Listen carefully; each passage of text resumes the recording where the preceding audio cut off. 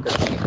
तो फैराडे के नियम में आपको कोई प्रॉब्लम आए तो उसी समय मेरे से बात कर लेना और उसी समय पूछ लेना, ठीक है ना। मगर इसको हमें स्किप नहीं करना है, ठीक है ना। तो फैराडे का नियम, अच्छा कोई अगर नया ऐड हो तो आप ऐड कर सकते हो, आप ऐड कर देना, ठीक है। मुझे पता पड़ेगा तो मैं कर दूंगा। तो देखिए, principle and law of electromagnetic induction, Faraday ने जो नियम दिए थे वो इलेक्ट्रोमैग्नेटिक इंडक्शन के दिए थे। जब सर हाँ, मेरी स्क्रीन ही नहीं आ रही। आपके स्क्रीन नहीं आ रही, इसकी स्क्रीन नहीं आ रही है सर मेरे युवराज के अलावा और किसी की स्क्रीन की प्रॉब्लम है? ये दिख रहा है principle and law of electromagnetic induction. एक बार वापस चालू कर देता हूँ मैं।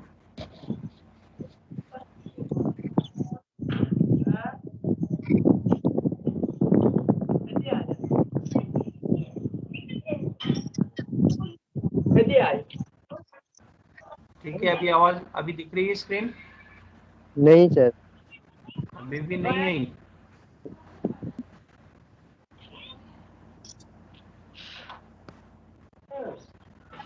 एक बार युवराज आप बैक जाकर वापस रीज्वाइन कीजिए, तो आपको जी स्क्रीन की जो प्रॉब्लम है वो सॉर्ट आउट हो जाएगी।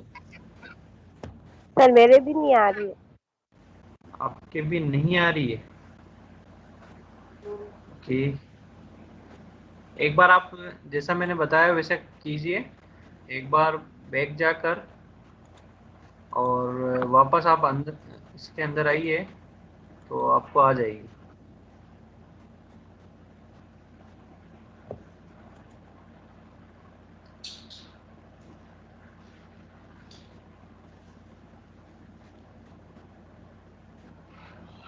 अभी आ रही है युवराज? स्क्रीन आ रही हाँ। है? हाँ सर आएगी।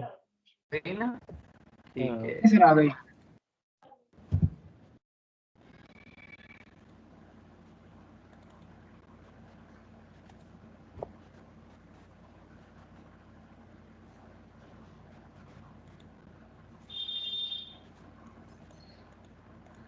इसमें कई बार होता है कि आपकी स्क्रीन नहीं आ रही होती, तो आप एक बार बैक जाके वापस रीज्वाइन कर लें, तो वो प्रॉब्लम होती है वो सॉर्ट आउट हो जाएगी आपकी, ठीक है ना।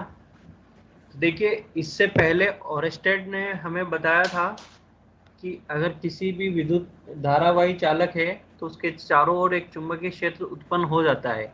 यानी उसने ये बताया कि हम इलेक्ट्रिक करंट से मैग्नेटिक फील्ड उत्पन्न कर सकते हैं। तो माइकल जो फैराडे था उसने जस्ट इसके अपोजिट सोचा कि अगर विद्युत धारा से चुंबकीय क्षेत्र उत्पन्न किया जा सकता है तो क्या चुंबकीय क्षेत्र से भी विद्युत धारा उत्पन्न की जा सकती है।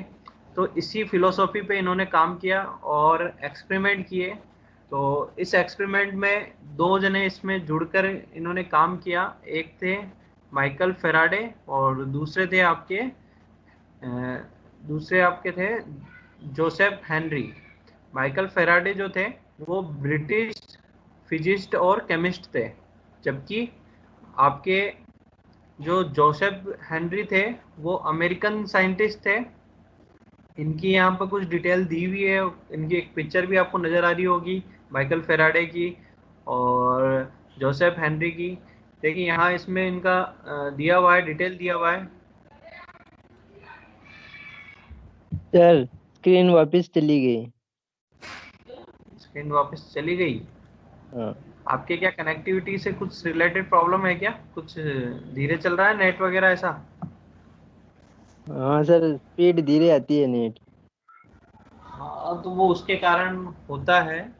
कई बार क्या है कि आपका नेट स्लो होने के कारण स्क्रीन, अच्छा स्क्रीन चली गई है। हाँ, अभी देखो वापस आ रही?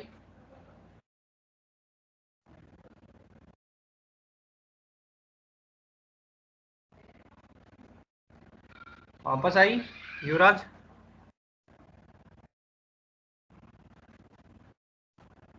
आपको स्क्रीन नजर आ गई क्या? हाँ सर। आ गई ना? ठीक है, हाँ। बता दिया करो, ठीक है ना।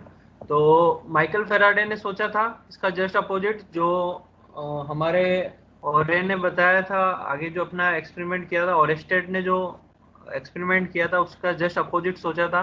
अच्छा, इसकी जान अब हम इनके बारे में पढ़ रहे थे, माइकल फेराडे और जोसेफ हेनरी के बारे में। देखिए, जो माइकल फेराडे था वो एक बड़ा वैज्ञानिक था जिसने निम्न चीजों का इजाद किया या इन चीज़ों को खोजा, जैसे कि motor, generator, transformer, electromagnetic induction और लॉ ऑफ इलेक्ट्रोलाइसिस यानी इलेक्ट्रोलाइसिस के नियम। इन सभी की खोज माइकल जोसेफ ने की थी।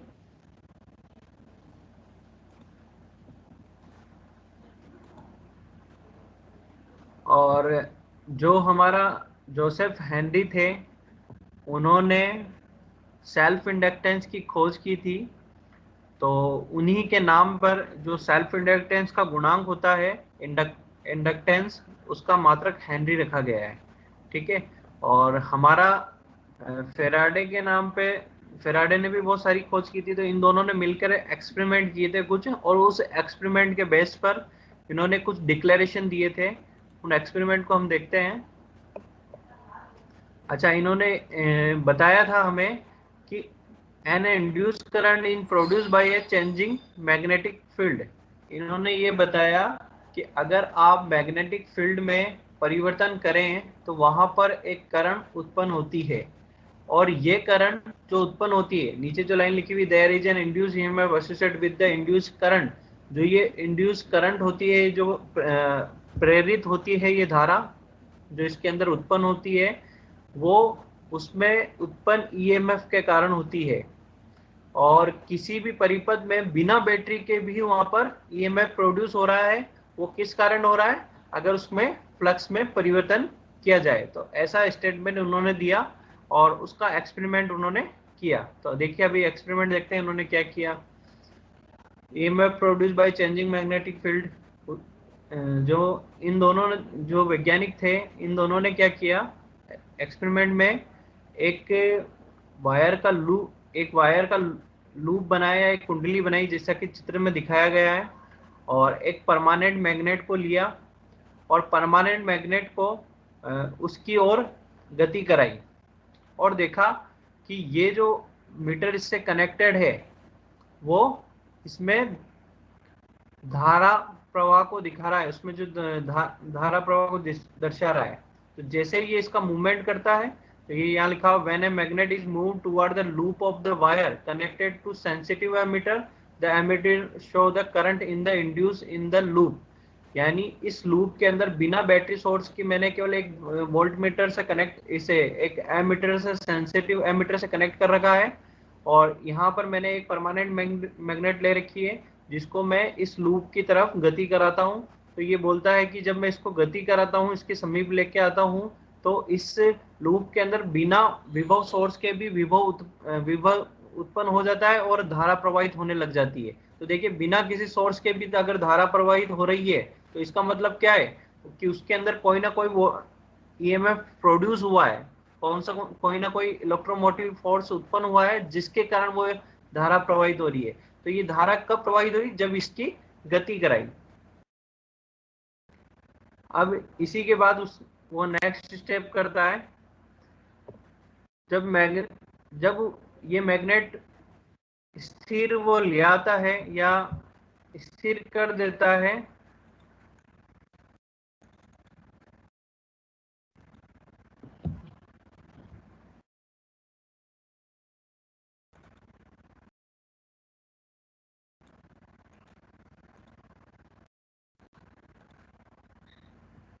जब इस मैग्नेट को स्थिर कर दिया जाता है तब इस एमीटर में कोई धारा नहीं दर्शाती है।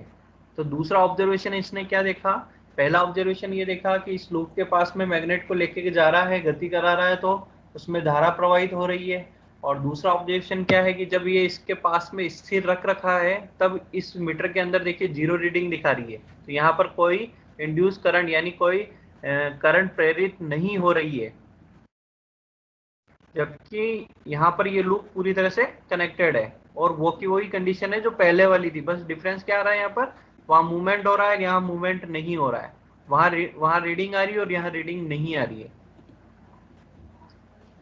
अब थर्ड स्टेप क्या करता है कि सेम इस मैग्नेट को पहले वो पास में लेके आया था इस लूप के, अब इस मैग्नेट को इस लूप से दूर लेके जाता है।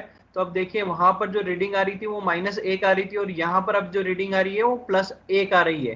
तो जब ये इसको दूर लेके जा रहा है तो भी इसके अंदर रीडिंग आ रही है। तो यहाँ इसने 3 फिनोमिना देखे, 3 यहाँ पर अवस्थाएं देखी, जिसके अंदर पहले में -1 एम्पेयर धारा बही जबकि इसमें कोई विभव सोर्स नहीं था, फिर 0 हो गई, फिर बाद में वापस इसने मूवमेंट कराया तो +1 एम्पियर इसमें धारा प्रवाहित हुई। तो इस तरह से इसने 3 फिनोमेना देखे और इन तीनों फिनोमेना को उसने एक साथ समझने की कोशिश करी। कि देखिए फर्स्ट फिनोमेना में क्या किया, हमने मैग्नेट को लूप के पास में लाए, -1 रीडिंग आई, जब इसको यहाँ स्थिर कर दिया तो 0 रीडिंग आई, और जब इसको मैंने मूवमेंट कराया दूर की ओर तो +1 आई। तो इससे मेरे क्या निर्णय निकल रहा है कि अगर किसी भी कॉइल के पास में परमानेंट मैग्नेट को मैं मूवमेंट कराऊं, गति कराऊं, तो उसमें बिना विभव सोर्स के भी विद्युत धारा उत्पन्न हो जाएगी। वो विद्युत धारा क्यों उत्पन्न होगी कि ये जो मैग्नेटिक फ्लक्स जो होगा ये परिवर्तित होता है इस लूप के अंदर, और जब ये परिवर्तित होता है तो इसके अंदर क्या करता है, एक इलेक्ट्रिसिटी प्रोड्यूस कर देता है, एक ईएमएफ प्रोड्यूस कर देता है। और इस ईएमएफ के कारण क्या होता है, ये बंद परिपथ है, तो बंद परिपथ में अगर कोई भी ईएमएफ प्रोड्यूस होगा तो क्या होगा, वहां पर धारा प्रवाहित होने लग जाएगी। जब इस मैग्नेट का मैं मूवमेंट रोक देता हूं तब क्या होता है, इसमें फ्लक्स में परिवर्तन नहीं होता है और फ्लक्स एक निश्चित मान तक ही इसमें स्थापित होता है इस कॉइल के ऊपर। तो इस कंडीशन में इस पे कोई ईएमएफ उत्पन्न नहीं होता और धारा प्रवाहित नहीं होती। और जब मैं इसको दूर लेके जाता हूं तब क्या होता है, तब भी इसमें क्या होता है, फ्लक्स जो होगा चेंज होगा, क्योंकि ये फ्लक्स रेखाएं पहले यहाँ वाली इसको काट रही थी, अब दूर लेके जाऊंगा तो क्या होगा, ये इसकी दूसरी फ्लक्स रेखाओं की जो मान होगा उसमें परिवर्तन आ जाएगा। तो अब इसमें क्या होगा, अब भी इसमें ईएमएफ उत्पन्न हो रहा है, बस अंतर क्या हो रहा है कि इसमें जो ईएमएफ उत्पन्न हुआ और इसमें जो ईएमएफ उत्पन्न हुआ उन दोनों की डायरेक्शन अलग अलग है। तो इसमें जो उत्पन्न ईएमएफ है वो आपके फ्लक्स में परिवर्तन की डायरेक्शन पे भी डिपेंड कर रहा है और मान पे भी डिपेंड कर रहा है। तो बस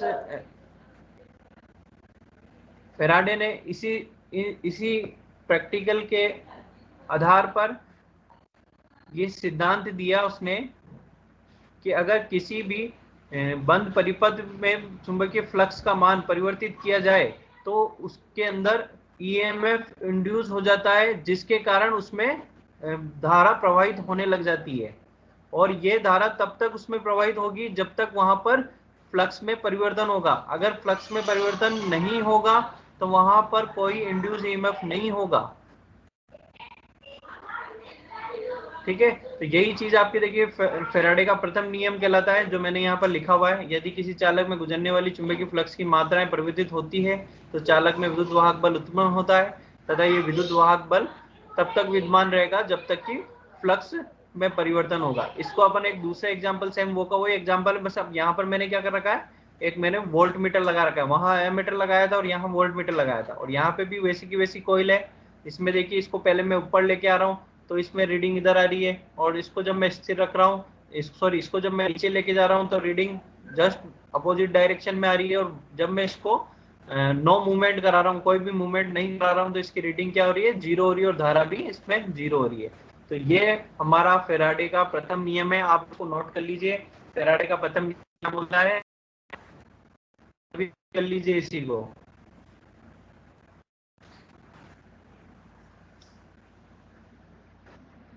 अच्छा, आप में से जितने भी जने जुड़े हुए हैं, क्या मुझे ये बताएंगे कि दीपक और यश प्रताप का आपके पास कॉल आता है क्या, क्लास ज्वाइन करने के लिए या असाइनमेंट सबमिट कराने के लिए? हाँ सर, आता है सर, दीपक का आता है। आता है सर मेरे तो नहीं आया। आज के नहीं आ रहा है। हाँ। मेरे तो एक बार ही नहीं आया सर। सर मेरे आया है।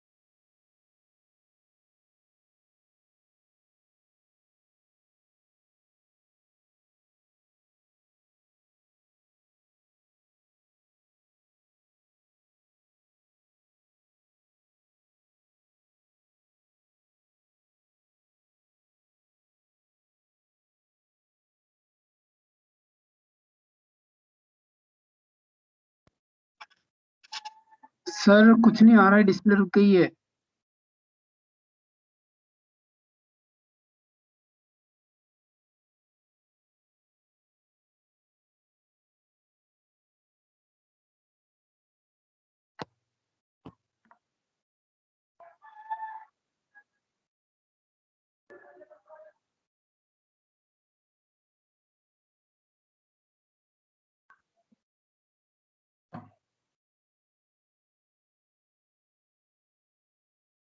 अकबर, अकबर, अकबर जो फोन मेरा बनी, पापा फोन मंगा रहा था।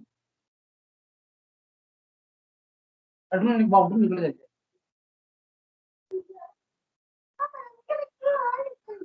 अडमिन निकल जाएगा।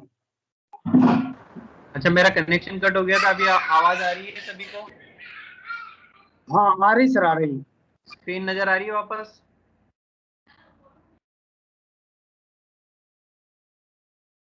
क्या स्क्रीन नजर आ रही है आपको सबको? आ रही सर, आ रही। ओके, नोट कर लिया आपने? सर वो नहीं तो आ रही इंग्लिश सर। में आ रहा है डिस्प्ले पे तो। डिस्प्ले में छोटा?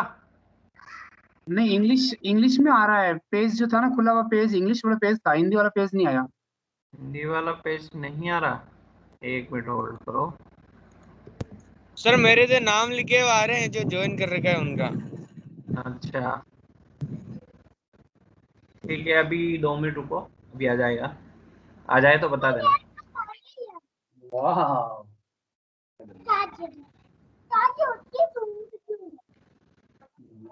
सन सन डूब में लगूंगा, डरकू ना सन। अभी आ गई स्क्रीन हिंदी में?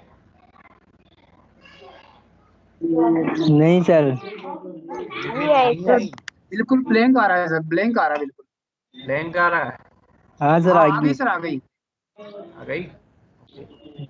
नोट कर लीजिए इस लाइन को। ये फैराडे का प्रथम नियम है।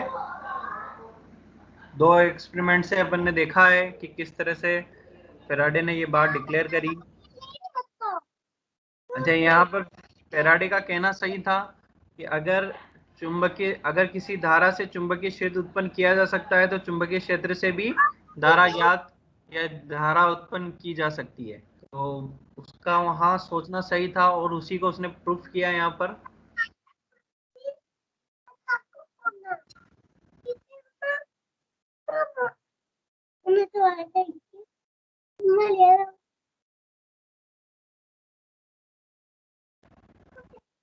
नोट हो गया आपको? नहीं सर, चल रहा है अभी, 2 मिनट रुको।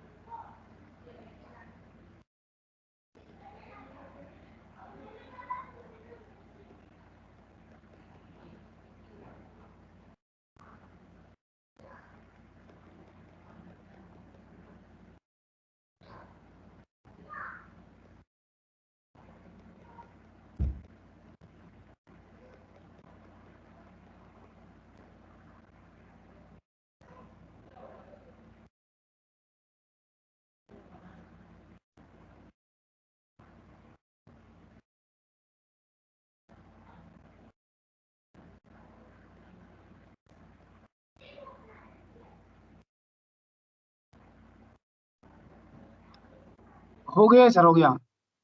हो गया? ठीक है। हाँ अच्छा, आपने बताया नहीं असाइनमेंट कितने सबमिट किए आपने अनवर?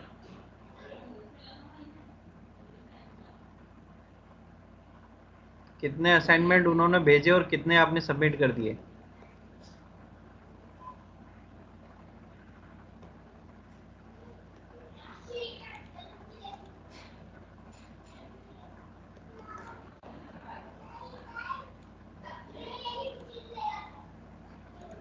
सर, मेल पे डाले थे जो, वो तो सबमिट करते हैं मैंने सारे मेल वाले तो।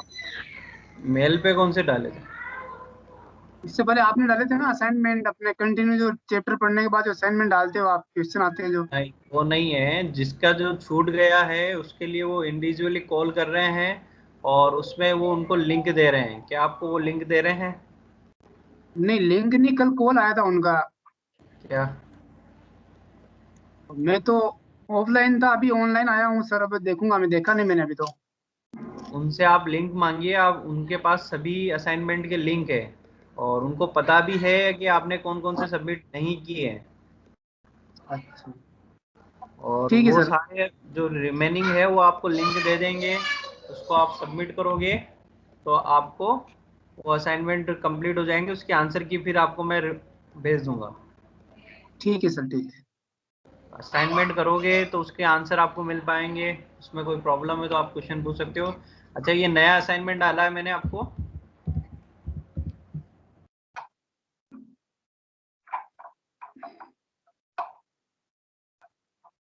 व्हाट्सएप पे सर? हाँ, व्हाट्सएप पे मैं डालता हूँ नॉर्मली, तो वैसे डालता हूँ उस पे, क्लास वाले पे भी डालता हूँ।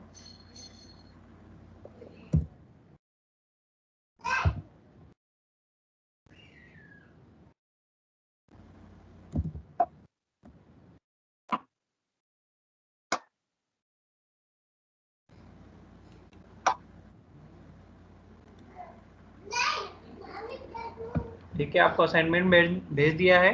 तो ये क्लास खत्म होने के बाद आप इस असाइनमेंट को सबमिट कर सकते हो, ताकि आपको पता पड़े आपने जो पढ़ा वो कितना समझ में आया आपको। ठीक है ना? असाइनमेंट ठीक है करते सर। रहो तो आपको पता रहेगा। ठीक है, नेक्स्ट चलते हैं आगे। तो फर्स्ट नियम आपने लिख लिया, समझ लिया। इसमें किसी को कोई प्रॉब्लम? ठीक है, मैं नेक्स्ट चालू करता हूँ। फर्स्ट में फेराडे ने ये बताया कि किसी भी चुंबकीय क्षेत्र से धारा उत्पन्न की जा सकती है। दूसरा जो नियम है फेराडे का, वो ये बताता है कि जो उत्पन्न या प्रेरित ईएमएफ है उसका मान कितना होगा। यानी उसका मान निकालने के लिए जो फॉर्मूला है वो उसके द्वितीय नियम के अंदर आता है। फेराडे क्या बोलता है इसमें कि किसी चालक में प्रेरित विद्युत वाहक बल का मान चुंबकीय फ्लक्स की मात्रा में परिवर्तन की दर के समानुपाती होता है। यानी आपकी जितनी भी फ्लक्स में परिवर्तन होगा उतना ही ज्यादा उसमें क्या होगा, ईएमएफ इंड्यूस होगा, वो इसके प्रोपोर्शनली होगा। ठीक है ना? तो मुझे यहाँ पर फ्लक्स में परिवर्तन को दर्शाना है, तो उसको न्यूमेरिकल रूप से मैं यहाँ जहाँ ये मेरा कर्सर चल रहा है वहाँ आपको दिख रहा होगा। तो न्यूमेरिकल रूप से जो मैंने अभी थ्योरी रूप से बोला उसको न्यूमेरिकल रूप से इस प्रकार से लिखा जा सकता है, E proportional to 1 minus 5 upon T, जो कि आपका क्या बताएगा, फ्लक्स की दर को, फ्लक्स में परिवर्तन की दर को दिखाएगा। ठीक है? जब आप इस समानुपाती के चिन्ह को हटाते हो तो यहाँ पर एक गुणांक आता है, कांस्टेंट आता है, और ये प्रोपोर्शनली का चिन्ह आपके बराबर में कन्वर्ट हो जाता है। तो यहाँ पर जो ये चिन्ह आया है ये आपके टर्न्स की संख्या को दिखाता है। n बराबर यहाँ पर टर्न्स की संख्या है, जितनी आपने वहां पर कुंडली में आपने लपेटे लगाए हैं उसकी संख्या को n से दर्शाया गया है यहाँ पर। ठीक है? तो अगर 1 टर्न लगाया है तो जो उत्पन्न हो ईएमएफ होगा वो परिवर्तन की दर के बराबर होगा। अगर वहां पर ऐसे 10 टन है तो वो 10 ही टन के अंदर सेम ईएमएफ उत्पन्न करेगा और उनका योग क्या होगा, इससे गुणा करने पर आपको उसका टोटल ईएमएफ आ जाएगा। मगर एक्चुअल में जो फॉर्मूला होता है आपका वो होता है minus N D five upon D T. अच्छा, यहाँ D five upon D T लिखा हुआ है और ऊपर 5 1 माइनस 5 2 अपॉन टी। तो ये इसका अवकलित रूप है कि अवकलन के रूप में इस फॉर्म को इस प्रकार भी लिखा जा सकता है। तो बस मैंने इसको अवकलन की फॉर्म में लिखा है यहाँ पर नीचे, और यहाँ माइनस एक्स्ट्रा लगा है। यहाँ माइनस एक्स्ट्रा इसलिए लगा है क्योंकि जो ये ईएमएफ उत्पन्न होता है वो एक्चुअल में उसकी जो दिशा होती है वो आपकी इस तरह से होती है कि वो अपने जिस कारण से वो उत्पन्न हो रही है उसका विरोध करती है। तो इस स्टेटमेंट को दर्शाने के लिए मैं यहाँ पर माइनस का उपयोग करता हूँ, जो कि लेंज का नियम जो कि ये माइनस है लेंज के नियम को दर्शाता है आपके। तो एक्चुअल में जो फॉर्मूला है आपका वो क्या होगा, E is equal to minus N D five upon D T, minus उत्पन्न ईएमएफ की दिशा को दिखा रहा है, जो कि ये बताता है कि ये जिसके कारण उत्पन्न हो रहा है उसी का विरोध कर रहा है, इसलिए यहाँ माइनस को दिखाया गया है। ठीक है ना।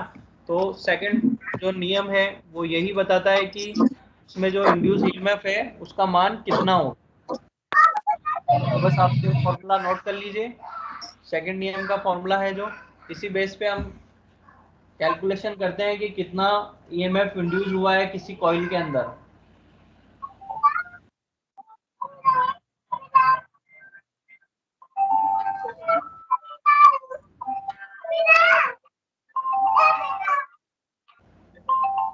ये फॉर्मूला नोट कर लीजिए।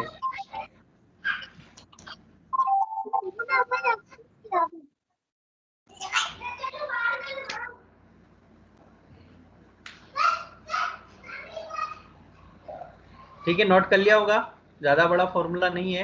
यहाँ पर फाई फ्लक्स है, फाई 1 प्रारंभ में फ्लक्स है और फाई 2 अंतिम अवस्था में फ्लक्स है, और टी यहाँ पर समय है जो प्रारंभिक अवस्था से अंतिम अवस्था तक आने में जो समय लगता है वो है यहाँ पर। तो आप इसको नोट कर लीजिए, फाई 1 प्रारंभिक अवस्था में फ्लक्स, फाई 2 अंतिम अवस्था में फ्लक्स, और टी प्रारंभिक अवस्था से अंतिम अवस्था तक आने में लगा हुआ समय।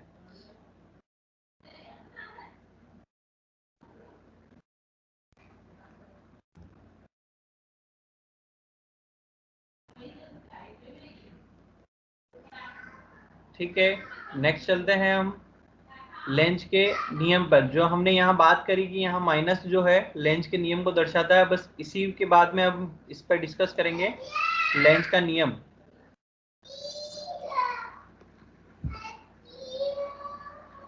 तो लेंज का नियम क्या बोलता है यहाँ पर कि लेंज के अनुसार किसी चालक में प्रेरित विद्युत वाहक बल, जो कि फेराडे के नियम के अकॉर्डिंग होता है। फेराडे ने बोला था कि प्रेरित विद्युत वाहक बल होगा जब फ्लक्स में परिवर्तन होगा, तो लेंज उसी के ऊपर बताता है। उसके बाद एक्सपेरिमेंट करके बताता है कि लेंज के अनुसार यदि किसी चालक में प्रेरित विद्युत वाहक बल एवं जनित प्रेरित विद्युत धारा की दिशा इस प्रकार होती है कि वह उसके कारण का विरोध करती है। यानी ये बोलता है कि जिस कारण से ये फ्लक्स, ये इसमें ईएमएफ या ये धारा उत्पन्न हो रही है, ये इसी का विरोध करेगी। कैसे करेगी, देखिए यहाँ पर हम कुछ कंडीशंस लेके चलते हैं। फर्स्ट कंडीशन में जैसे मान लीजिए ये एन पोल है जिसको मैं इस चुंबक की ओर गति करा रहा हूँ, ठीक है। तो ये इस चुंबक की तरफ गति करेगा, तो यहाँ पर जो चुंबक की कॉइल है वो क्या होगी, इस फ्लक्स के साथ लिंक होगी, और इस जो कॉइल है इसके अंदर क्या होगा, ये लिंक फ्लक्स का मान जैसे ये मूवमेंट करेगा तो लिंक फ्लक्स का मान इसमें क्या होगा, परिवर्तित होगा। तो परिवर्तित होगा तो यहाँ पर क्या होगा, एक ईएमएफ प्रोड्यूस होगा। एक ईएमएफ के कारण क्या होगी, इसमें धारा प्रवाहित होगी।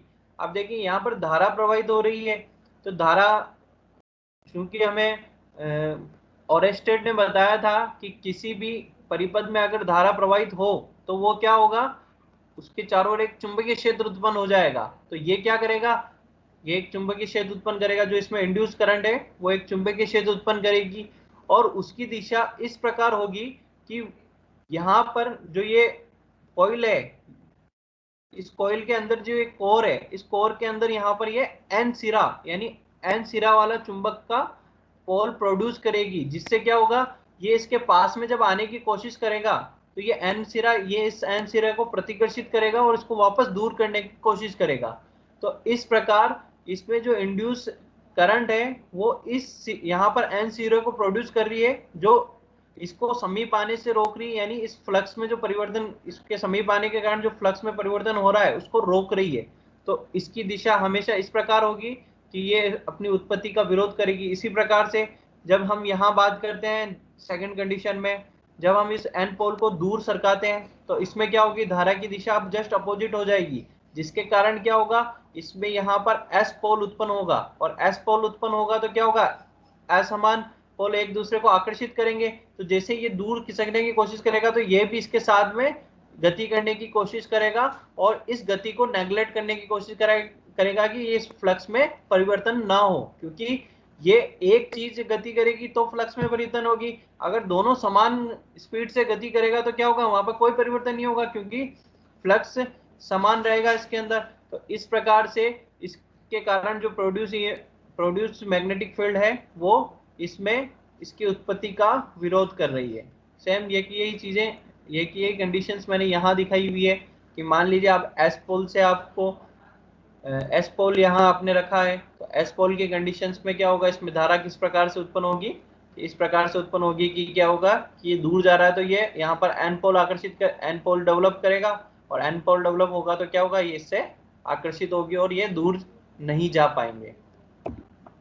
अच्छा, इनकी डायरेक्शन और जो मैंने आपको बताई थी, ये किस साइड में एन पोल उत्पन्न होता है, किस साइड में एस पोल उत्पन्न होता है, ये अपने लास्ट लेक्चर में अपन ने डिस्कस किया था कि अगर धारा की दिशा अगर किस तरफ होगी तो उसमें एन पोल किधर होगा, उसका अपन ने हेलिक्स के नियम से पढ़ लिया है। तो आप जिस इस क्लास में उस क्लास में नहीं थे, अपने रिकॉर्डेड लेक्चर में डाल दूंगा बहुत जल्दी, उससे देख के आप देख लेना, ठीक है ना।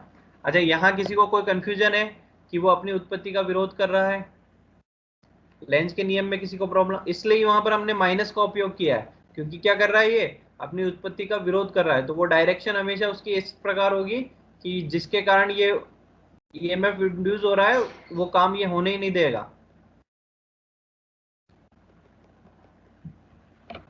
तो आपको किसी को इसमें कंफ्यूजन है लेंज के नियम में?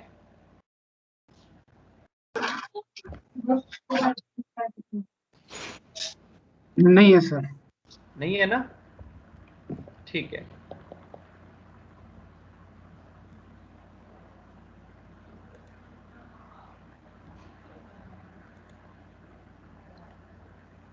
अब देखिए, हमने अभी पढ़ा इंड्यूस ईएमएफ, ठीक है ना, लेंज, हमारे लेंज के नियम से और फैराडे के नियम से पता पड़ा कि किसी भी परिपथ में ईएमएफ इंड्यूस होता है या प्रेरित होता है। इंड्यूस का मतलब होता है प्रेरित, है ना। अब ये जो प्रेरित ईएमएफ है ये भी दो प्रकार के हो सकते हैं, दो प्रकार के होते हैं। पहला है आपका डायनेमिकली इंड्यूस ईएमएफ या गतिजन्य प्रेरित विद्युत वाहक बल। देखिए ये क्या होता है, जब कोई चालक किसी चुंबकीय क्षेत्र में इस प्रकार से गति करे कि उसके द्वारा चुंबकीय फ्लक्स को काटा जाता है तो उसमें विद्युत वाहक बल उत्पन्न होगा।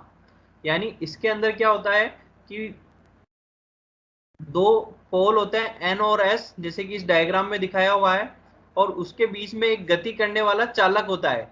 अब देखिए, पहले तो हम क्या कर रहे थे, मैग्नेट को गति करा रहे थे और वहां पर वो चालक स्थिर था, मगर यहाँ पर क्या है कि यहाँ पर हम चालक को गति करा रहे हैं और मैग्नेट स्थिर है। तो दोनों कंडीशन में क्या होगा, इस चालक में जो फ्लक्स है वो परिवर्तित होगा, क्योंकि वो क्या होगा, यहाँ से मूवमेंट करके इधर आगे कहीं जाएगा तो इसमें जो फ्लक्स का मान है वो चेंज हो जाएगा, क्योंकि यहाँ कुछ और फ्लक्स है और यहाँ कुछ और फ्लक्स है, ठीक है ना। तो इस कारण जब भी ये चालक गति करता है तो क्या होता है, फैराडे के नियम के अनुसार इसके अंदर क्या होगा, ईएमएफ प्रोड्यूस होगा। तो इस प्रकार जो वो ईएमएफ प्रोड्यूस होता है जिसमें आपने स्थिर क्षेत्र के अंदर चालक को गति कराई या कॉइल को गति कराई, तो इस प्रकार जो ईएमएफ इंड्यूस होगा उसको हम बोलेंगे गतिजन्य प्रेरित विद्युत वाहक बल।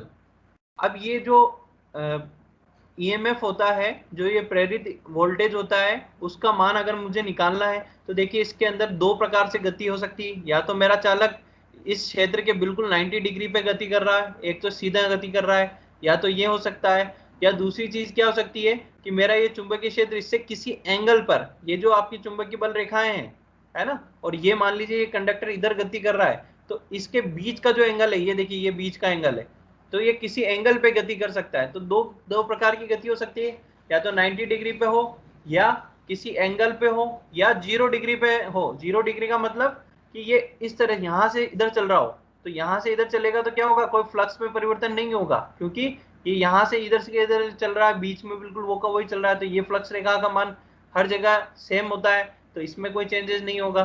तो ये तीन कंडीशंस हो सकती है आपकी, जिसको हम आगे बढ़ेंगे, आगे इसके जस्ट ये पॉइंट आ रहा है, इस पर यहाँ डिस्कस करेंगे। तो अब ये जो उत्पन्न ईएमएफ है उसका मान मेरे को ज्ञात करना है कि अगर ऐसी कंडीशन आ गई कि मैंने एन और एस पोल लगा दिया, उसके बीच में कोई चालक रख दिया या कोई कॉपर का वायर रख दिया और उसको मूवमेंट कराया मैंने या गति कराई, और मान गति कराई, तो इसके अंदर ईएमएफ कितना उत्पन्न होगा, तो उसका फॉर्मूला होता है आपका, ये देखिए यहाँ फॉर्मूला नजर आ रहा है, जिसके अंदर ई आपका प्रेरित विद्युत वाहक बल है जो कि आपके यहाँ इंड्यूस हो रहा है फैराडे के नियम के अकॉर्डिंग। बी यहाँ पर चुंबकीय फ्लक्स घनत्व है जो कि इन पोल के कारण है, हर पोल का एक चुंबकीय फ्लक्स घनत्व होता है, तो इनका चुंबकीय फ्लक्स घनत्व वेबर प्रति मीटर स्क्वायर में होगा, यानी इस एरिया में कितना वेबर इसके अंदर फ्लक्स है वो आपका बी की वैल्यू होगी।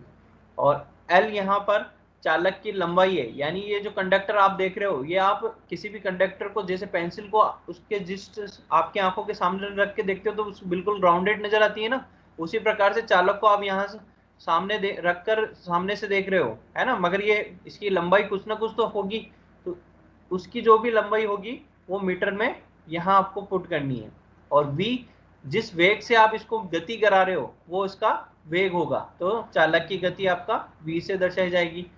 साइन मान है और थीटा, थीटा क्या है आपका एंगल है, जिस एंगल से आप चुंबकीय क्षेत्र के साथ में इसकी गति करा रहे हो। यहाँ पर देखिए जैसे चुंबकीय बल रेखाओं की डायरेक्शन ऊपर से नीचे की ओर है और इसकी डायरेक्शन यहाँ से इधर की ओर है, तो इसको बीच वाला जो एंगल बनेगा वो कितना बनेगा 90 डिग्री। और वहीं पे अगर इस चालक को मैं इस तरह से गति कराता हूँ तो इसके और इसके बीच के कुछ ना कुछ एंगल होगा, 20 हो सकता है, 30 हो सकता है, जो भी हो उसको मैं थीटा मान लेता हूँ, ठीक है ना। तो ये थीटा, तो इस थीटा की वैल्यू आपको यहाँ पुट करनी है, जो भी आपके जितने भी एंगल है वो यहाँ पर पुट करनी है। अब देखिए इसके अंदर मैं कुछ मान रख के देखता हूँ, कुछ कंडीशंस रख के देखता हूँ कि यदि ये थीटा का मान 90 डिग्री हो, यानी इस थीटा का मान 90 डिग्री हो, यानी इसका मतलब क्या हो गया कि आपका चुंबकीय क्षेत्र तो इधर से इधर और ये गति किधर से किधर कर रहा है, यहाँ से इधर की ओर गति कर रहा है। तो इस कंडीशन में क्या होगा, यहाँ पर साइन 90 डिग्री आएगा, ठीक है। साइन 90 डिग्री, साइन 90 डिग्री का मान होता है आपका 1, कितना होता है 1। तो साइन 90 डिग्री की जगह मैं क्या लिख सकता हूँ यहाँ पर 1, और कोई भी जो वैल्यू यहाँ आएगी, जो कि मैं किसी भी इस कंडीशन में मान लेता हूँ कि यहाँ मान लेता हूँ 5 वेबर प्रति मीटर स्क्वायर का फ्लक्स घनत्व है और इसकी लंबाई 5 मीटर है चालक की, और ये वेग इसका जो गति करने की गति है वो आपकी 5 मीटर प्रति सेकंड है। तो मेरा यहाँ वैल्यू क्या आ जाएगी 5 इंटू 5 इंटू 5 इंटू 1, तो कितना होगा 50 25 25 पंजे 125। तो ईएमएफ कितना हो गया मेरा यहाँ पर 125 हो गया, ठीक है ना, जो कि सबसे अधिक ईएमएफ है, यहाँ पर मैक्सिमम ईएमएफ है। इससे ज्यादा ईएमएफ इस परिपथ में उत्पन्न नहीं हो सकता, ठीक है ना, क्योंकि बी का मान स्थिर होता है, क्योंकि आपने जिस मान का आपने चुंबक लगा दिया तो फ्लक्स उसका मान क्या होगा, फ्लक्स घनत्व का मान हमेशा स्थिर हो जाएगा। लंबाई आपने स्थिर ली है क्योंकि लंबाई आप बार बार चेंज नहीं करोगे, वेग आप जिस स्पीड से उसकी गति करा रहे हो वो आप कांस्टेंट रखोगे, तो ये बाकी सारी चीजें तो कांस्टेंट वैल्यू है, ठीक है ना। और साइन थीटा का मान ये क्या होगा आपका चेंज होगा, अगर आप इधर गति कराते हो तो चेंज होगा और नीचे गति कराते हो तो चेंज होगा। तो मैंने इन सब की वैल्यू अभी कांस्टेंट मानी, तो साइन थीटा का मान 90 डिग्री पे सबसे ज्यादा आता है, यानी 1 आता है, और फिर इससे जैसे जैसे हम इस थीटा का मान कम या ज्यादा करते हैं तो इसकी वैल्यू घटने लगती है, वो 0.1 0.9 या 0.8 ऐसे आने लग जाएगी। तो 0.8 अगर आपकी इन वैल्यू से गुणा होगा तो आपका टोटल मान भी क्या होगा, हमेशा कम आएगा। तो इसलिए जब थीटा 90 डिग्री होता है तब इस सर्किट के अंदर जो होगा आपका फॉर्मूला क्या काम करेगा, E = BLV, ठीक है, जो कि मैक्सिमम वैल्यू होगी आपकी ईएमएफ की। अब यहीं पे मान लीजिए मैं किसी थीटा एंगल पर इसको गति करवा रहा हूँ, नहीं कि इस गति इस डायरेक्शन में करा रहा हूँ, तो यहाँ मान लीजिए आप, सॉरी थीटा की जगह मैं इसको मान लीजिए 0 डिग्री पे गति करा रहा हूँ। 0 डिग्री का मतलब ये तो 90 डिग्री था, 0 डिग्री किधर होगा, इधर नीचे की तरफ गति करा रहा हूँ, यानी ये वाला कंडक्टर मैंने गति किधर कराया, नीचे की तरफ गति कराया। तो इस कंडीशन में थीटा का मान क्या होगा 0, और साइन थीटा का मान 0, साइन 0 का मान हमेशा आपका 0 होता है।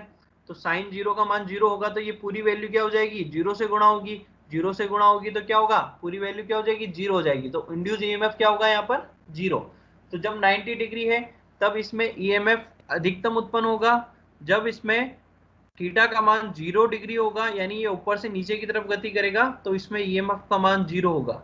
और मान लीजिए किसी एंगल पे गति करेगा तब आपकी वैल्यू कितनी होगी, साइन थीटा से गुणा होकर आएगी, जो कि आपकी 0.1 से कम होता है हमेशा, और इसकी वैल्यू आपकी हमेशा 125 से कम आएगी। अब तो मैक्सिमम मान आपका 90 डिग्री पर, मिनिमम मान आपका 0 डिग्री पर, उत्पन्न होता है। इसमें किसी को कोई कंफ्यूजन?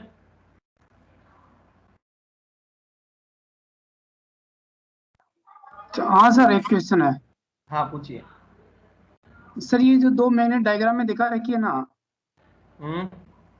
तो ये एक मैग्नेट ही होगी ना सर, परमानेंट, या दो मैग्नेट है? नहीं है, जैसे कि दो मैग्नेट होगी, इसका एन सिरा यहाँ है तो एस सिरा कहीं और होगा, इसका एस सिरा यहाँ है तो एन सिरा दूसरी तरफ होगा, क्योंकि कभी भी इकाई पोल उत्पन्न नहीं किए जा सकते हैं, है ना, ये नियम है अपना। तो सर इनके बीच में अगर अपन किसी भी, जैसे जो आपने वस्तु दिखा रखी है, कंडक्टर, तो कंडक्टर है। इसको अपन दोलन, कंडक्टर तो इसको दोलन दोलन करवा सकते हैं सर, दोलन में? दोलन कैसे? मतलब जैसे ऊपर से हम किसी को हैंग कर देते हैं, इसको लटका देते हैं किसी रस्से वगैरह से बांध के, हाँ, वायर इसको से।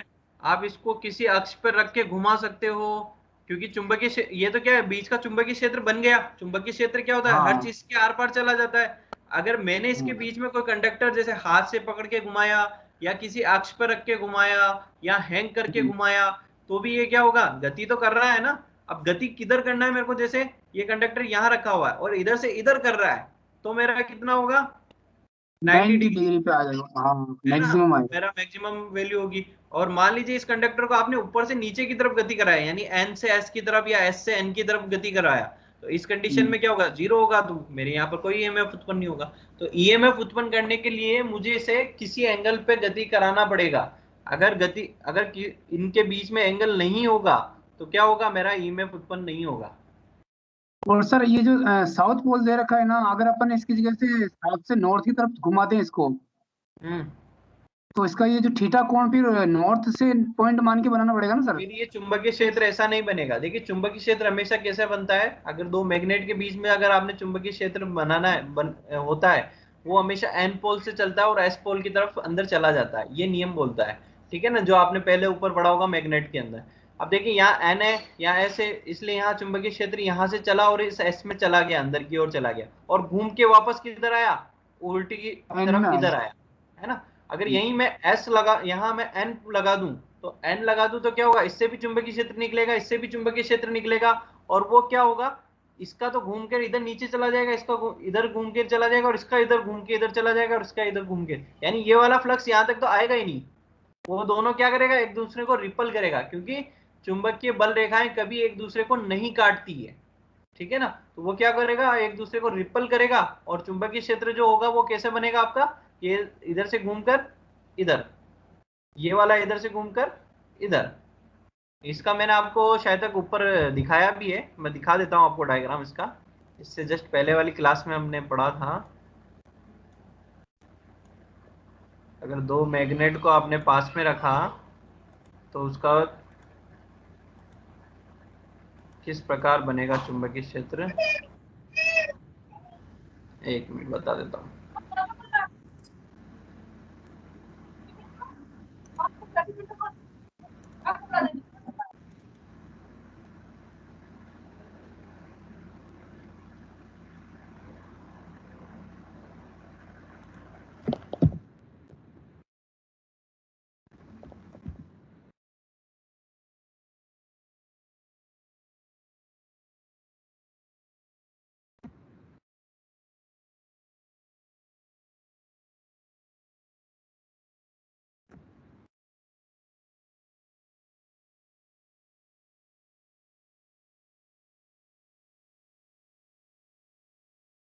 ये देखिए, जब आप दो समान पोल को, मैंने ये पहले बताया हुआ है कि जब आप दो समान पोल को एस और एस को पास में रखते हो तो चुंबकीय बल रेखाएं इस तरह से बनती है ना।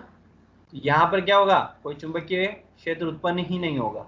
ठीक है, जब आप असमान पोल को, जैसे कि एस और एन, है ना, एस और एन, इनको आप इस तरह से रखते हो तो इसके बीच में फिर चुंबकीय क्षेत्र इस तरह से बनता है। ठीक है, तो वो तभी होगा जब यहाँ एन और यहाँ एस होगा, तब ऐसा बनेगा, है ना, और समान होगा तो ये ऐसे बनेगा। तो चुंबकीय क्षेत्र अगर आप उसको घुमा दोगे तो वो चुंबकीय क्षेत्र आपका डेवलप ही नहीं होगा। तो समझ में आया आपको? आ गया सर, आ गया। आ गया ना। अच्छा, और किसी का कोई हाँ। प्रॉब्लम अनवर के अलावा? अच्छा, अपना रिस्पांस दिया करो। मैंने बहुत सी बार देखा है कि मुश्किल से एक जने या दो जने क्लास में बोलते हैं, बाकी सब साइलेंट रहते हैं, तो आपको बोलने की आज़ादी है। समझ, कोई चीज़ पूछा करो ताकि आपको किसी चीज़ के बारे में बताऊं, मैं एडिशनल बता पाऊं। नहीं तो जैसे अभी अनवर ने पूछा तो हमने आज वापस कुछ रिपीट किया, है ना। मान लो आपको भी कोई चीज़ समझ में नहीं आ रही है तो आप भी पूछा करो अपना। जब तक पार्टिसिपेंट नहीं दोगे तब तक क्लास में आपका इम्प्रूवमेंट नहीं होगा, आप आगे नहीं बढ़ पाओगे। तो इम्प्रूवमेंट तभी होगा जब अपना पार्टिसिपेंट दोगे आप पढ़ने में। अपने अपने प्रॉब्लम्स को शेयर करो। प्रॉब्लम होना कोई शर्म की बात नहीं है कि यार मैं बोलूँगा तो इसका क्या अटपटा सवाल रहेगा, ऐसा सवाल रहेगा, ऐसी कोई बात नहीं। मैंने आपको फर्स्ट दिन भी बोला था, फ्रंकी आइडियाज़ आपके आने चाहिए, तभी हम कोई नई चीज़ एक्सप्लोर कर पाएंगे। ठीक है, तो फ्रंकी क्वेश्चंस भी पूछिए आप, इससे रिलेटेड, टॉपिक से रिलेटेड, कोई इशू नहीं है। सर हाँ ये मतलब 2 चुंबक है हाँ ऊपर वाला, और वापस, अभी टॉपिक था वो वापिस करिए। हाँ मैं चलता हूँ, बैक चलने का ऑप्शन नहीं है इसमें। हाँ हाँ बोलिए, आ गया। हाँ ये मतलब 2 चुंबक, इनके बीच कोई निश्चित दूरी है या मतलब? हाँ, जैसे आप जैसे एक दूरी रखते हो ना, तो हाँ ये वैसे वैसे खींचती जाएगी। कोई ज्यादा फर्क नहीं पड़ेगा, बस फर्क इतना पड़ेगा, ये जो क्षेत्र होता है ना, एक तो होता है बल, हाँ बल मजबूत हुआ, एक तो क्षेत्र मजबूत हुआ, उसमें बहुत सारी रेखाएं हैं। और जैसे जैसे दूर करते जाओगे तो ये क्या होगा, दूरी बढ़ाने पे इनकी क्या होगा, इसके चुंबकीय बल रेखाओं की संख्या कम होने लग जाएगी, कम हो तो वो क्षेत्र कमजोर होने लग जाएगा। तो ऐसा तो पास यहाँ पर जितना कम हो सके उतना आपको कम मार्जिन रखना है। अगर आप कोई ऐसी डिवाइस बनाते हो, जैसे कि मैं आगे नेक्स्ट आऊंगा जनरेटर पे, तो वहां पर हम हमेशा ऐसी कोशिश करते हैं कि ये जो इनके बीच का गैप है वो कम से कम रखूं, जिससे मेरा क्या हो, ये ज्यादा से ज्यादा चुंबकीय क्षेत्र मजबूत हो, और ज्यादा से ज्यादा क्या हो, क्योंकि अगर ये चुंबकीय क्षेत्र मजबूत होगा तो फ्लक्स घनत्व अधिक होगा, और फ्लक्स घनत्व अधिक होगा तो क्या होगा, ईएमएफ का मान अधिक होगा। अगर ये फ्लक्स घनत्व कमजोर है तो ये ईएमएफ का मान भी कम होगा, क्योंकि ये डायरेक्शनली प्रोपोर्शनल है इसके। ठीक है। ठीक है, अच्छा और किसी को कोई प्रॉब्लम, चले नेक्स्ट। ठीक है सर नेक्स्ट। इससे जो विद्युत, सर एक सवाल और है। हाँ हाँ सर इससे जो अपन जो वापस से करंट निकालते हैं ना, मतलब इलेक्ट्रॉन इलेक्ट्रॉन मतलब विद्युत से अपन बस चुंबक से विद्युत बनाते हैं अपन, हाँ, तो वो डीसी निकलता है या एसी वोल्टेज निकलता है उसमें? वो अपन आगे बढ़ेंगे, डीसी बनता है, एसी बनता है ना। इसका डिस्कशन अपन आगे करेंगे कि भाई किस प्रकार का बनता है। अभी देखो, अभी नेक्स्ट चल ही रहे हैं अपन। वैसे ये बनता है नॉर्मल, ये हर, ये डिपेंड करता है आपके उसके ऊपर, आपके जो कॉइल यूज करी ना आपने, उसके ऊपर डिपेंड करता है। क्योंकि नॉर्मली कॉइल्स जो बनाई जाती है उसमें क्या होता है कि जैसे कॉइल बनाई, मैं आगे बताऊंगा आपको, जैसे इससे अपोजिट आगे वाले में बताता हूँ मैं आपको। जैसे ये दिख रहा है आपको, ये एक लूप नजर आ रहा है, या यहाँ पर ये लूप नजर आ रहा होगा आपको। ठीक है, ये हाँ दिख कंडक्टर रहा है है सर। आपका, है ना, एक चालक है ना। ये बार बार की तरफ चालक है, इसके बीच में मैंने एक एक्सिस लगा रखी है, जिसके ऊपर क्या होता है, ये बीच से घूमता है ना। इसी को मैंने यहाँ पे भी दिखाया हुआ है। ये देखिए एक बंद सर्किट है, और ये किससे कनेक्टेड है, 2 रिंगों से कनेक्टेड है। अब देखिए इसमें क्या होता है कि ये जो सिरा है, ये जो कंडक्टर है, ये जो चालक है, आप इसको सामने से देख रहे थे ऊपर, है ना, तब वो सीधा नजर आ रहा था आपको। ये क्या है, पहले तो एन पोल के संपर्क में आ रहा है, फिर बाद में किसके पोल के संपर्क में आ रहा है, एस पोल के संपर्क में आ रहा है। तो क्या हो रहा है, एक बार तो ये एन ध्रुव की तरफ आ रहा है, दूसरा एस ध्रुव की तरफ आ रहा है। तो इससे क्या होता है, जब ये इसको काटता है, फ्लक्स में परिवर्तन होता है, तो उसमें क्या होता है, इसका मान एक बार तो पॉजिटिव चलता है और एक बार नेगेटिव चलता है। तो नॉर्मली कंडीशन में अगर मैं यहाँ पर इन रिंगों का उपयोग करूं और इस आर्मेचर की बात करूं, तो हमारा जो जनरेटर में, जनरेटर के अंदर आर्मेचर में हमेशा जो सप्लाई उत्पन्न होती है, जो विद्युत धारा होती है, वो अल्टरनेटिंग करंट टाइप की होती है, एसी टाइप की होती है। और उसको बाद में मैं कम्यूटेटर लगा के डीसी में कन्वर्ट करता हूँ। ये हम जब डीसी जनरेटर पढ़ेंगे तब उसको और अच्छी तरह से देखेंगे। बाकी आप इसको इस तरह से समझ लीजिए कि ये नॉर्मल जो इंड्यूस ईएमएफ है, वो डिपेंड करता है आपके पोल की ध्रुवता के ऊपर, और किसके संपर्क में आ रहा है और किस डायरेक्शन में गति कर रहा है। ठीक है ना। अगर आप इसकी गति जैसे ऊपर से, यहाँ से ये ऊपर की तरफ लेके जाके इधर घुमा रहे हो, तो ये अभी यहाँ से चालू हो रहा है। अगर इसी को आप उल्टा घुमाओगे तो ये क्या होगा, ये नीचे से चालू होगा। तो दिशा निर्भर करती है, जो इंड्यूस करंट है वो डिपेंड करती है आपके क्षेत्र की दिशा पर प्लस घूमने की दिशा पर, दोनों पर डिपेंड करती है। तो प्लस भी हो सकती है, नेगेटिव भी हो सकती है, वो किस पे डिपेंड करेगी? आपकी डायरेक्शन और फ्लक्स के ऊपर, ठीक है ना। और सर इनका, सर ये थीटा का मान भी तो सर लगातार चेंज होगा ना इनका। थीटा का मान, मेरी बात सुनिए, थीटा का मान चेंज होगा, इसलिए ही आपका मान, जैसे थीटा का मान चेंज हो रहा है तो एक बार तो इसका मान देखिए ऊपर आ रहा है, मैक्सिमम आ रहा है, फिर एक बार इसका मान 0 आ रहा है, फिर एक बार इसका नेगेटिव आ रहा है। तो देखो ये थीटा के मान के कारण ही ये वैल्यू इस टाइप से आ रही है, ऊपर से या नीचे से ऊपर, ऊपर से नीचे, है ना। अगर थीटा का मान एक जैसा होता तो ये मेरा कैसा होता? कांस्टेंट एक रेखा की तरह मिलता।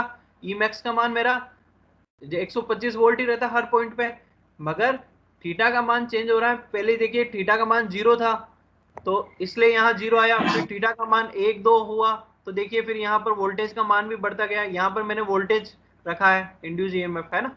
फिर जब ये 90 डिग्री पे आया तो 90 डिग्री पे देखो इसका मान कितना हो गया? मैक्सिमम हो गया। फिर वापस क्या हुआ? वो मूवमेंट कर रहा है अपोजिट डायरेक्शन में, तो क्या होगा? मेरा ईएमएफ घटने लगेगा, और जब वो वापस 0 डिग्री पे आएगा तो वापस 0 हो जाएगा। तो थीटा पे बिल्कुल थीटा चेंज हो रहा है, तो इसमें इसका मान भी चेंज हो रहा है, ठीक है ना। जो इंड्यूस ईएमएफ है ना, उसका मान भी चेंज हो रहा है। तो ये बात बिल्कुल सही है कि थीटा का मान चेंज होने पे। अच्छा, हमने जो ऊपर पढ़ा डायनेमिक इंड्यूस ईएमएफ, उसका उपयोग हम कहाँ करते हैं? उसका एग्जाम्पल हमने यहाँ देखिए, देखिए एग्जाम्पल जो होता है इलेक्ट्रिक जनरेटर में, जो इलेक्ट्रिक जनरेटर होते हैं उसमें डायनेमिक इंड्यूस ईएमएफ उत्पन्न होता है, क्योंकि वहां क्या होता है? स्थायी क्षेत्र है, स्थायी चुंबकीय क्षेत्र है, जिसके अंदर हम क्या कर रहे हैं? चालक को गति करा रहे हैं। तो इसलिए यहाँ जो ईएमएफ इंड्यूस होगा वो क्या होगा? डायनेमिक इंड्यूस ईएमएफ होगा, ठीक है। नेक्स्ट है आपका स्टैटिकली इंड्यूस ईएमएफ, स्थितिज प्रेरित विद्युत वाहक बल, ठीक है। ये क्या होता है कि यदि स्थिर चालक को प्रत्यावर्ती चुंबकीय क्षेत्र या गुणमान चुंबकीय क्षेत्र में रखा जाए तो फैराडे के नियमानुसार स्थिर चालक में ईएमएफ प्रेरित हो जाएगा, जिससे स्थिति प्रेरित विद्युत वाहक बल कहा जाता है। अब इसमें क्या हो रहा है? ऊपर तो क्या हो रहा था? हम चालक को गति करा रहे थे, अब यहाँ पर हम क्या कर रहे हैं? चुंबकीय क्षेत्र को गति करा रहे हैं और चालक को स्थिर रख रहे हैं। तो इस तरह जो ईएमएफ प्रोड्यूस होगा वो हमारा कहलाएगा स्टैटिक इंड्यूस ईएमएफ। इसे स्टैटिक इंड्यूस ईएमएफ क्यों कहा गया है? क्योंकि इसमें आप कोई फिजिकली मूवमेंट नहीं करा रहे हो, आप केवल चुंबकीय क्षेत्र का मूवमेंट करा रहे हो, ठीक है ना। तो चुंबकीय क्षेत्र का मूवमेंट वहां पर जरूरी नहीं है कि आपको मैग्नेट घुमा के ही मिल जाए, आप अल्टरनेटिंग करंट देके भी वहां मैग्नेटिक फील्ड को परिवर्तित कर सकते हो, ठीक है ना। तो इसलिए यहाँ पर कंडक्टर स्थिर रहता है, इसलिए इसको नाम दिया है स्थितिज प्रेरित विद्युत वाहक बल, ठीक है। इसका उदाहरण आप देख सकते हो ट्रांसफार्मर। ट्रांसफार्मर में आपने देखा होगा आपके रोड पर लगा हुआ है, उसमें कोई देखिए मूवमेंट वाला पार्ट नहीं होता है ना, उसमें कोई मूवमेंट नहीं होता, वो स्थिर पड़ा रहता है। तो भी क्या होता है? उसमें विद्युत धारा एक सिरे से दूसरे सिरे पे चली जाती है, वो इसी के कारण है, ठीक है ना। ये जो स्टैटिकली इंड्यूस ईएमएफ है ये भी दो प्रकार के होते हैं, सेल्फ इंड्यूस ईएमएफ और म्यूचुअली इंड्यूस ईएमएफ।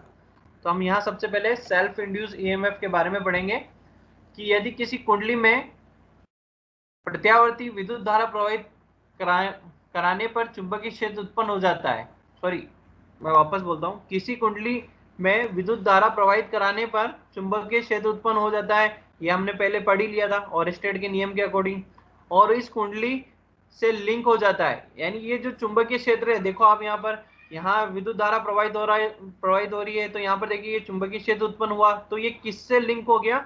ये इससे कॉइल से लिंक हो रखा है ना, ये देखिए हर जगह से इससे जुड़ा हुआ है, ठीक है। धारा के मान में परिवर्तन होने पर चुंबकीय फ्लक्स में भी परिवर्तन होगा। अब देख लीजिए, मैं यहाँ मान लीजिए इस सर्किट का उपयोग करता हूँ, ये कॉइल है आपकी और ये स्विच है, ये बैटरी सोर्स है, और इससे मैं इस रेजिस्टेंस को यहाँ लगा के, एक वेरिएबल रेजिस्टेंस मैंने लगा रखा है यहाँ पर, और जब मैं इसको इससे कनेक्ट करता हूँ, जैसे सर्किट पूरा होगा विद्युत धारा प्रवाहित होगी तो ऐसा चुंबकीय क्षेत्र उत्पन्न हो जाएगा। और जब मैं इसको मूवमेंट कराऊंगा तो इसमें क्या होगा? विद्युत धारा का मान कम होने लगेगा। अगर इसका मान बढ़ाऊंगा तो विद्युत धारा का मान कम होगा तो क्या होगा? चुंबकीय बल रेखाओं का भी मान परिवर्तित होगा, जहां वो ज्यादा थी अब क्या होगी? वो धीरे धीरे कम होने लगेगी। तो मैं यहाँ बोल सकता हूँ कि जैसे ही विद्युत धारा का मान परिवर्तित होगा तो वहां पर क्या होगा, स्व प्रेरण के कारण एक इंड्यूस ईएमएफ उत्पन्न हो जाएगा, एक प्रेरित विद्युत वाहक बल उत्पन्न हो जाएगा, और उसकी दिशा क्या होगी, हमेशा इस प्रकार होगी कि वो अपनी उत्पत्ति का विरोध करे। अब देखिए यहाँ पर उत्पत्ति का कारण क्या है कि यहाँ पर जो करंट है, मैंने क्या किया, रेजिस्टेंस का मान बढ़ाया तो करंट क्या हुई, कम हुई, तो करंट कम होने के कारण फ्लक्स कम हुआ, फ्लक्स कम का होने के कारण क्या हुआ, उसमें चेंजेस हुआ, और चेंजेस होने के कारण ईएमएफ इंड्यूस हुआ। तो इस तरह मैंने धारा को कम करने करके यहाँ पर ईएमएफ इंड्यूस किया। तो अब इसका जो इंड्यूस ईएमएफ है तो उसके कारण जो धारा होगी उसका मान इस प्रकार होगा कि वो धारा को कम नहीं होने देगा, क्योंकि यहाँ पर फ्लक्स क्यों उत्पन्न हो रहा है, धारा के कमी होने के कारण। तो यहाँ पर जो इंड्यूस ईएमएफ होगा उसकी जो दिशा होगी वो इस प्रकार होगी, लेंज के नियम के अनुसार, कि वो इस धारा के मान को कम नहीं होने देगा, कांस्टेंट रखने की कोशिश करेगा। तो क्या करेगा, ये जो इंड्यूस ईएमएफ है उसमें धारा की दिशा, इसमें जो धारा की दिशा उसके समान होगी, यानी इसके कारण भी विद्युत धारा यूं प्रवाहित होगी और इसके कारण भी विद्युत धारा यूं प्रवाहित होगी। मान लीजिए यहाँ मैं पहले मान लेता हूँ कि 5 एम्पियर धारा बह रही थी, मैंने रियोस्टेट का मान बढ़ाया, रियोस्टेट का मान बढ़ाने से वो 2 एम्पियर हुई, तो 2 एम्पियर के कारण यहाँ पे ईएमएफ इंड्यूस हुआ, ईएमएफ के कारण इससे भी, इसके कारण भी क्या होगी, धारा प्रवाहित होगी, और वो धारा क्या होगी, वापस इसको बढ़ाने की कोशिश करेगी, तो वो क्या होगी, 2 एम्पियर को वापस बढ़ा के 3 से 4 एम्पियर या 5 एम्पियर करने की कोशिश करेगी। अगर ये 5 एम्पियर रहेगी तो क्या होगा, इसमें ईएमएफ इंड्यूस नहीं होगा। तो इस तरह इस चुंबकीय कॉइल के अंदर अगर मैं धारा का मान परिवर्तित करता हूं तो यहाँ ईएमएफ इंड्यूस हो रहा है, और ये इंड्यूस ईएमएफ के कारण जो धारा उत्पन्न हो रही है उसकी दिशा इस प्रकार होगी कि ये इस धारा के मान को कम नहीं होने देगा, वापस उतना ही लाने की कोशिश करेगा। ठीक है ना।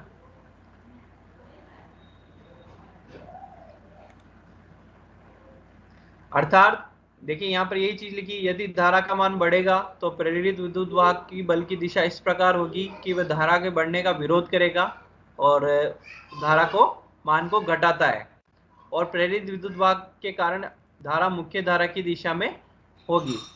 ठीक है ना। और इसी प्रकार यदि कुंडली में धारा परिवर्तन के कारण प्रेरित विद्युत वाहक बल उत्पन्न होने की घटना को स्व प्रेरण कहते हैं।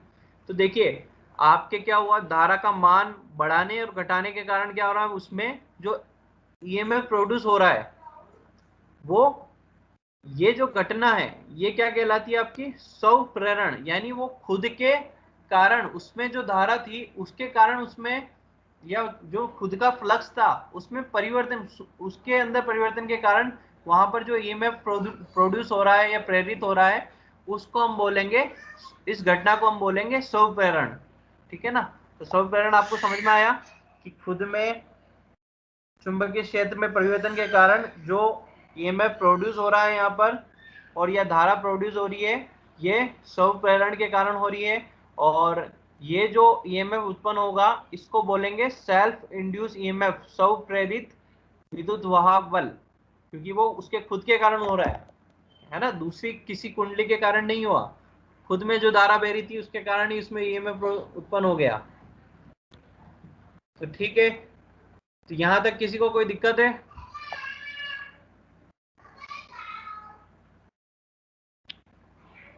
तो देखिए इसका स्व प्रेरण को जो ईएमएफ को ज्ञात करने का फॉर्मूला दिया हुआ है यहाँ पर, और इस फॉर्मूले को देखिए क्या है, L इंटू di/dt, जो कि यहाँ पर di/dt धारा में परिवर्तन की दर को दर्शाती है, और L यहाँ पर एक नियतांक है, और E यहाँ पर सेल्फ इंड्यूस ईएमएफ है, तो L यहाँ पर स्व प्रेरण गुणांक है जिसका मात्रक हेनरी है। आपने हेनरी का ऊपर नाम सुना था, मैंने आपको बताया भी था कि इसके नाम पे एक मात्रक भी है। तो इस स्व प्रेरण का जो फिनोमिना है उसको जो हेनरी था उसने आइडेंटिफाई किया था, या उसने ये पहचाना था, इसलिए उसका मात्रक हेनरी के नाम पे रखा गया था। ठीक है। अच्छा, इसमें किसी को कोई दिक्कत है स्व प्रेरण में? किस प्रकार इसमें खुद के कारण ईएमएफ उत्पन्न होता है और इस फिनोमिना को स्व प्रेरण कहते हैं, इसमें किसी को कोई प्रॉब्लम है? XYZ किसी को भी? नहीं है सर। नहीं है।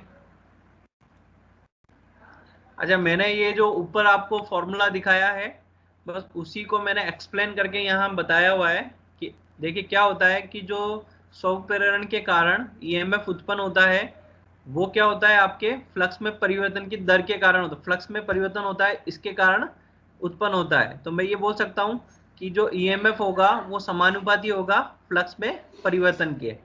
ठीक है। अब चूंकि मेरा जो फ्लक्स होता है वो धारा के समानुपाती होता है क्योंकि जैसे ही धारा बढ़ेगी वहां पर फ्लक्स का मान भी बढ़ता है। ठीक है। तो मैं इसलिए फाई को मैं आई से रिप्लेस कर सकता हूं क्योंकि ये दोनों समानुपाती है। तो इसको बढ़ाओगे तो ये भी बढ़ेगा। तो मैं इसको यहाँ फाई की जगह आई लिख देता हूं। तो इसको मैं फॉर्मूले को आप कैसे लिख सकता हूँ, E proportionally to D I upon D T. ठीक है। प्रोपोर्शनली का चिन्ह हटता है तो एक नियतांक आता है जो कि यहाँ पर एल है। ठीक है। बाकी फॉर्मूला वैसा का वैसा है। तो इस तरह से वो फॉर्मूला निकाला गया है। ठीक है। आज अपन इतना ही पढ़ेंगे। कल हम म्यूचुअल इंडक्टेंस के बारे में पढ़ेंगे। आज अपन म्यूचुअल इंडक्टेंस के बारे में नहीं पढ़ेंगे। सेल्फ इंडक्टेंस तक ही हमने पढ़ा है। अब आपकी कोई प्रॉब्लम है ऊपर अभी तक जो हमने पढ़ा, फैराडे के नियम, लेंज का नियम और स्व प्रेरण उसके बारे में, या स्टैटिक इंड्यूस ईएमएफ या डायनेमिक इंड्यूस ईएमएफ के बारे में कोई आपकी क्यूरी है तो आप पूछ सकते हो। सभी आ जाइए, ऑनलाइन आ सकते हैं सभी। अभी अब डिस्कशन टाइम है।